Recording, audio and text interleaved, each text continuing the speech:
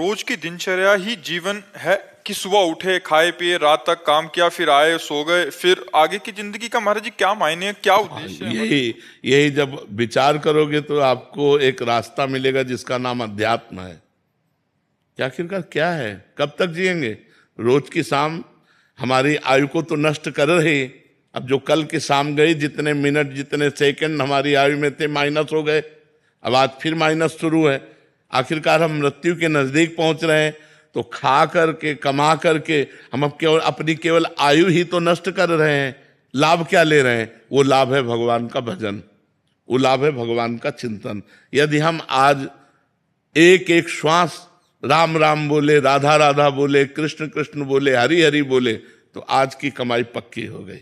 अब ये त्रिभुवन में कभी नष्ट होने वाली नहीं, त्रिकाल में कभी नष्ट होने वाली नहीं। भगवान के नाम के प्रभाव से हमारी दुर्गति रुकेगी और हमारी सदगति होगी। अगर नाम जप नहीं चल रहा तो बिल्कुल आयु व्यर्थ जा रही, बिल्कुल आयु व्यर्थ जा रही। ये दुर्लभ दे तभी सार्थक है हमारा। एक जैसे आपका चिंतन आया ना, ऐसे ही गाढ़ चिंतन हो जाए तो आप भयभीत हो जाएंगे कि आखिरकार जिंदगी है क्या, मतलब क्या रहा। इसके बाद मर गए, फिर कुछ योनि में गए, फिर खाओ जियो मरो, बस इतना ही।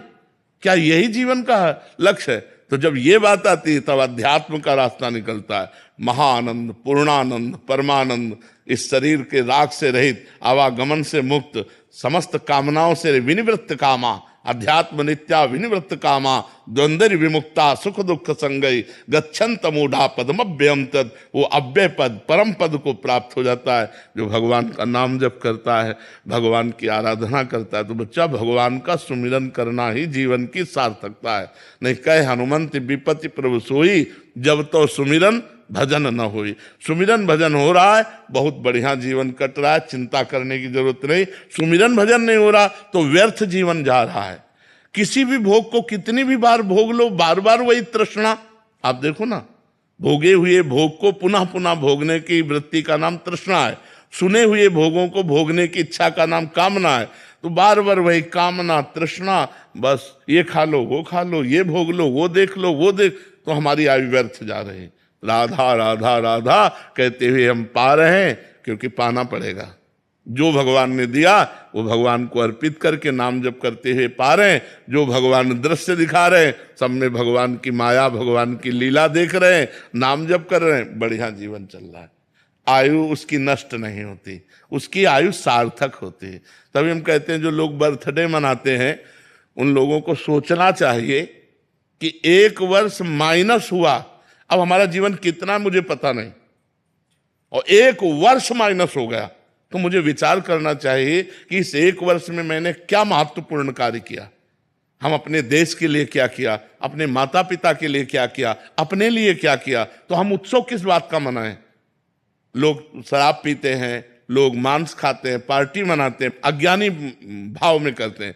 नाम कीर्तन करो, 24 घंटे भगवान का नाम कीर्तन करो। आज जन्म दिवस अगर मनाना है तो भगवान का नाम कीर्तन करो। गौ से गौओं को हरा चारा डाल दो, संत महात्माओं को भोजन पवा दो, किसी गरीब की बीमारी में लगा, तो तुम्हारा जन्म होना सार्थक रहेगा।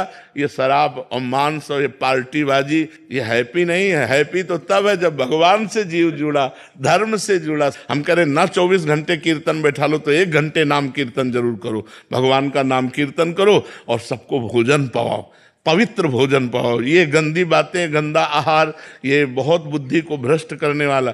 अच्छा, आज बढ़िया आप खीर, गुलाब जामुन, पूड़ी, कचौड़ी, सब्जी, ये सब पवाओ, और वो सब गंदी चीज ना हो। बोले यार क्या पार्टी ही नहीं हुई, वो मानेंगे पार्टी ही नहीं, वो ऐसी भावना रखते हैं। हाँ, तो आज राक्षसी भाव की वृद्धि हो रही। पवित्र आहार स्वयं करो, दूसरों को पवाओ, नाम जप करो, इसी से जीवन